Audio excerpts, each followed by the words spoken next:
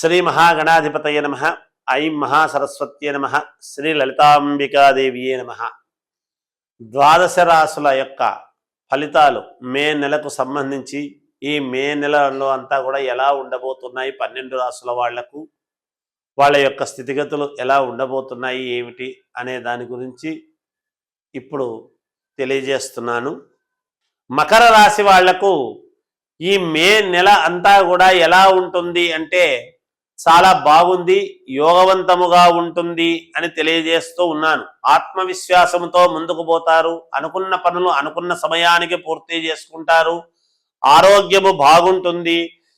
ఈ రాస్యాధిపతి శని మీనములో ఉండేటువంటి దాని వలన, మిగతా గ్రహాలు కూడా ఉండేటువంటి దాని వల్ల కొంత మీకు ఆదాయం రావాల్సిన చోట కానీ లేదా ఏదైనా ఒక పని జరగాల్సినటువంటి చోట కానీ కొంచెం వాయిదాలు పడతాయి, మళ్ళీ తర్వాత వస్తాయి.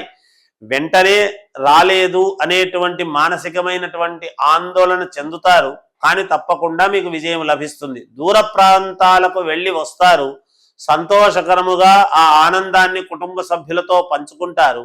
కానీ కొన్ని విషయాలలో మిమ్మల్ని ఎప్పటి నుంచో మీ వ్యక్తిగతమైనటువంటి కుటుంబంలో సమస్య మిమ్మల్ని వేధిస్తుంది ఈ మాసములో అనేటువంటిది తెలుస్తూ ఉన్నది. ఏమిటి, అందరూ ఇది చేసుకోగలుగుతున్నారు, మన ఇంట్లో ఎందుకు, నేను ఇంత గొప్పవాడిని, నేను ఇంత ముందుకు వెళ్ళి ఇంత కరెక్ట్గా నేను చేసుకుంటున్నా కూడా నాకెందుకు ఇలా జరగడం లేదు అనేటువంటిది మీరు మీ మామూలుగా మీ రూములో కూర్చొని మీ కుటుంబ సభ్యులతో మీరు మాత్రమే చర్చ చేసుకునేటువంటి పరిస్థితి, లేదా మీరు మాత్రమే ఒకరే కూర్చొని ఆలోచన చేసేటువంటి పరిస్థితులు గోచరిస్తాయి.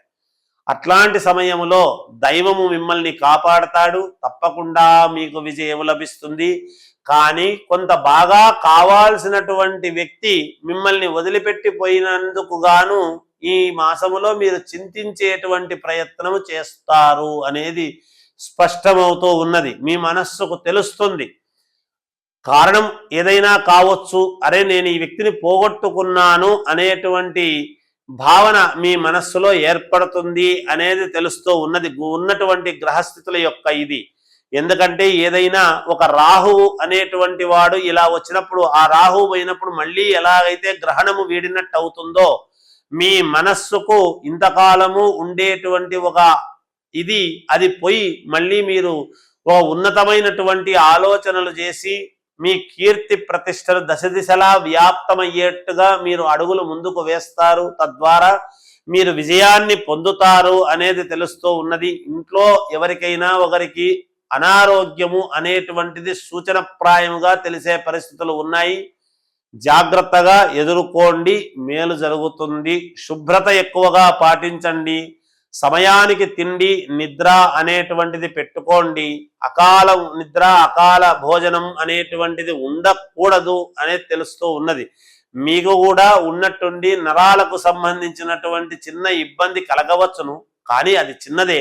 మళ్ళీ మానసికంగా కుదుట పడతారు, యోగవంతముగా ముందుకు వెళతారు, మంచి నిర్ణయాలు తీసుకుంటారు, దైవానుకూలత ఉన్నది, ఇబ్బంది ఏమీ లేదు.